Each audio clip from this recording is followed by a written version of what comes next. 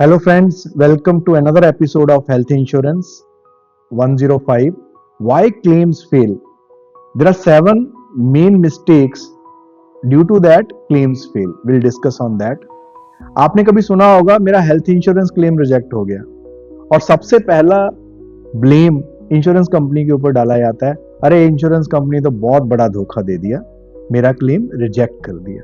लेकिन ज्यादातर ये क्लेम रिजेक्शन जो होता है वो इंश्योरेंस कंपनी की गलती नहीं होती है, ये इग्नोरेंस होती है कस्टमर की eight the time of buying the policy, या उस एजेंट की, या उस एडवाइजर की जो उसको पॉलिसी देता है, उसने अच्छे से उसकी क्लॉजेस के बारे में नहीं बताया। तो आईडीए की डाटा के मुताबिक 70% ऑफ द क्लेम जो रिजेक्शन होते हैं ये 7 गलतियों के कारण होते हैं। अगर ये 7 मिस्टेक्स को हम चेक कर लें, देख लें, पढ़ लें, अवेयर हो जाएं, तो हमारे ये क्लेम कभी भी रिजेक्ट ना हो। और इनको फिक्स कैसे कर सकते हैं, मींस ये आज हम जानेंगे इन 7 गलतियों के बारे में।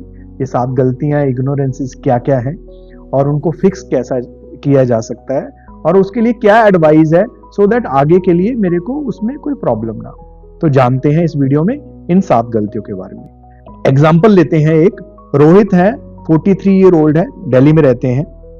He didn't disclose that he has got a mild diabetes. उसका क्लेम आया 7.8 लाख रुपीस का, that is rejected by the insurance company. और रोहित को लग रहा है मेरा तो इंश्योरेंस कंपनी ने रिजेक्ट कर दिया, बड़े छोटा सा तो डायबिटीज था, पर उसने डिक्लेयर नहीं किया था। तो करेक्ट क्लॉज क्या होती है? It comes under pre existing diseases. अगर उसने उसको डिक्लेयर कर दिया होता तो उसका क्लेम रिजेक्ट नहीं होता। अगर वो वेटिंग पीरियड से निकल भी चुका है तो भी उसको क्लेम उसका मिल जाता। तो always declare any mild BP, sugar, diabetes, any kind of ailment, it's better to disclose. Hiding health facts is a breach of contract. Companies verify hospital history, always disclose honestly. So this is a simple advice you have, that at the time of buying the policy. So this is the first mistake which I have shared with you. So please ensure that we shouldn't ignore this. We should be aware and we should declare to the insurance company. Second example लेते हैं। प्रिया है, 39 years old, Bangalore में रहती हैं। 10 लाख की policy ली with 5,000 rupees per day room rental की limit के साथ। और उसने जब एडमिट हुई हॉस्पिटल में, उनको कुछ ट्रीटमेंट चाहिए था, तो हॉस्पिटल में एडमिट हुए तो 10,000 रुपए का रूम ले लिया और खर्चा आया टोटल 4.2 लाख रुपीज एंड उसको क्लेम मिला 2.1 lakh rupees. And as usual Priya said that ये बेकार है पॉलिसी, अगर क्लेम मिलना ही नहीं है तो मेरे को पॉलिसी आगे से लेनी ही क्यों है। बट इसमें जो क्लॉज थी 5,000 रुपीज पर डे की, वो उसने इग्नोर की थी, जहां उसके एडवाइजर ने उसको नहीं बताई थी। तो इसका सिंपल फिक्स क्या है? We need to take a policy where this limit is not capped. This amount of hospital room is not capped. तो आपको पूरा क्लेम मिलेगा। जहाँ सिंपल क्लॉज होनी चाहिए जिसमें लिखा हो आपको कोई भी एक एसी सिंगल रूम में रह सकते हैं एक्सेप्ट डीलक्स, सुपर डीलक्स और सूट रूम्स। तो अगर आप ये नहीं करते हैं तो आपको proportionate expenses of hospitalization you have to pay out of your pocket. Like 4.2 lakh rupees Priya का खर्च हुआ, उसको 2.1 लाख रुपीज मिला। तो ये सेकंड मिस्टेक है जो हर कोई पॉलिसी होल्डर यूजुअली करता है at the time of buying policy. Let's look at the third mistake. Mister Sharma है, मुंबई से, अपेंडिक्स सर्जरी हुआ उनका एंड उन्होंने अपने हॉस्पिटल को बताया ही नहीं। हॉस्पिटल में चले गए, अपना ट्रीटमेंट करवा लिया और फिर क्लेम के लिए डालते हैं, but claim denied due to late intimation. So within 24 hours in emergency also is acceptable. अगर आप इंटीमेट कर देते हैं उसको 24 घंटे में एडमिट होने के बाद भी तो भी ठीक है। अगर प्लान सर्जरी है तो admitted before getting admitted. Save insurer TPA helpline, इसका एक सिंपल सा तरीका है, आप उसको इंश्योरर का या टीपीए का हेल्पलाइन का नंबर 24 आवर्स जो उनके हेल्पलाइन कॉल सेंटर का नंबर तो उसको सेव कर लो अपने मोबाइल में, और you can call at the time of going to the hospital. So from your side with a policy number you have intimated for that. Most insurers need early intimation for coordination, emergency or not. Always inform quickly. So this is the third mistake which usually people do, and that's the reason it costs them heavily. चौथी example लेते हैं हम सुनीता की गुड़गांव से. Maternity at non networking hospital 1.8 lakh, 35,000 rupees deducted and 4.5 month delay. Reason क्या था? Network hospital में नहीं आए, उन्होंने चेक ही नहीं किया अभी वो हॉस्पिटल कैशलेस देता है कि नहीं देता है. अब हर एक हॉस्पिटल के साथ इंश्योरेंस का अपना एक पैकेज कोड टाई अप होता है.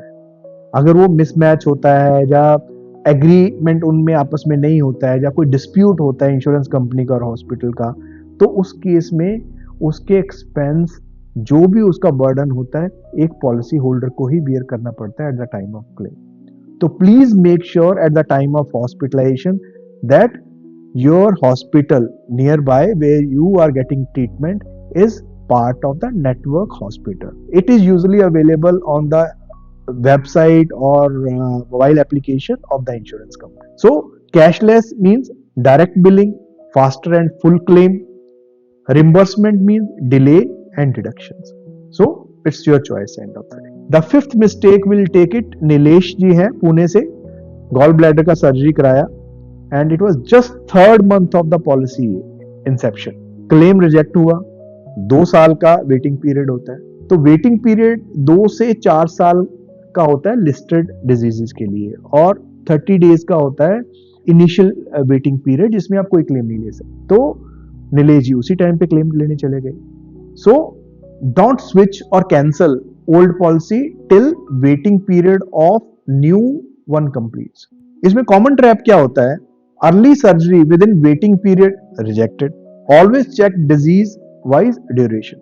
So this is the fifth mistake which usually people do and उसके कारण उनका क्लेम नहीं मिलता. तो वेटिंग पीरियड को चेक करिए ये किस पीरियड में आता है and accordingly you can get the claim.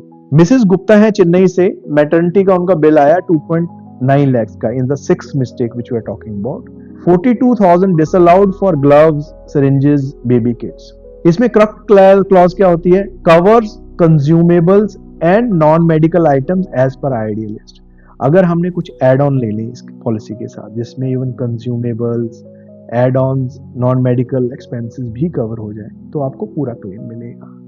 तो हमेशा से ये प्रेफर करिए when many of the insurance companies ये इस तरह का एड ऑन देती हैं. बहुत छोटा अमाउंट पे करके ये कवर हो सकता है और आपका काफी सारा एक्सपेंस बच सकता है and this can go to 25 to 50,000 rupees per claim. So modern plans में ये होता है. तो please avoid this mistake and take the add on. Seventh mistake लेते हैं Sanjay ji, 48 year old from Jaipur.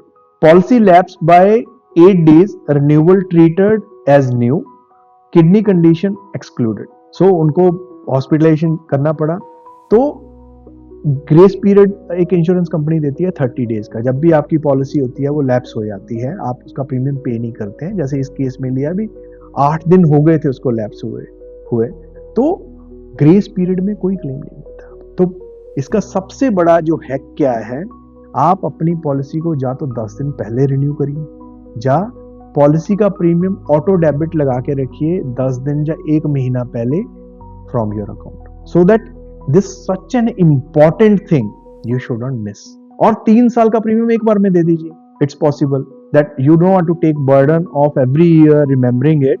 Take a policy where you can pay the premium for all 3 years in one go and you can get even discount also.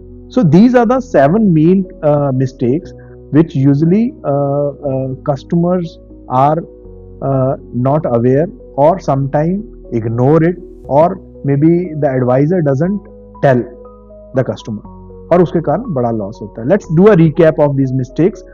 Declare all health history honestly or let insurer do medical test for the policy approval. तो आप अपना पूरा medical details insurance company को दीजिए अगर आपको पूरा claim चाहिए. अवॉइड रूम रेंट और copay limits. Choose up to sum assured और no limit. This is the second mistake we talked about. Third is inform insurer within 24 hours of admission. This example we have taken. Choose network hospitals only, otherwise आपको deductions हो सकती हैं, आपका claim delay हो सकता है. Respect waiting period.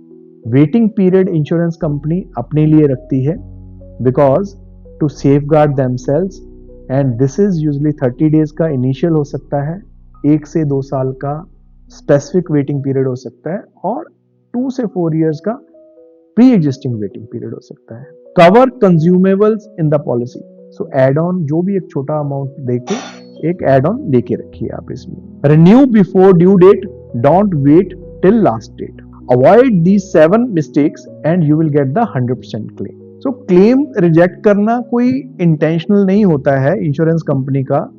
ये usually जब कस्टमर अनअवेयर होता है इन क्लॉजेस के बारे में, जहाँ एडवाइजर या एजेंट आपको उस क्लॉजेस के बारे में नहीं बताता, जहाँ आप intentionally just to save few rupees in premium आप वो एड ऑन्स या with that extra premium you can waive those clauses, वो आप नहीं करते हैं।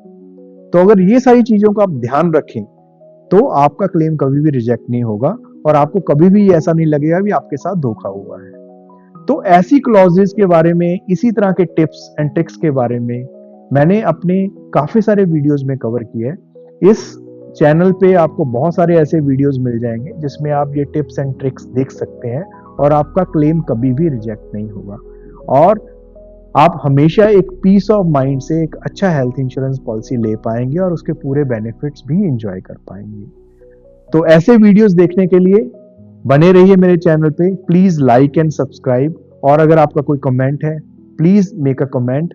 ये वीडियोस मैं लेकर आता हूं आपकी हेल्प करने के लिए, आपको एजुकेट करने के लिए, और इसी तरह का आपको कोई और वीडियो चाहिए, किसी और टॉपिक के ऊपर आप चाहते हैं मैं बात करूं, तो please mention in the comment box.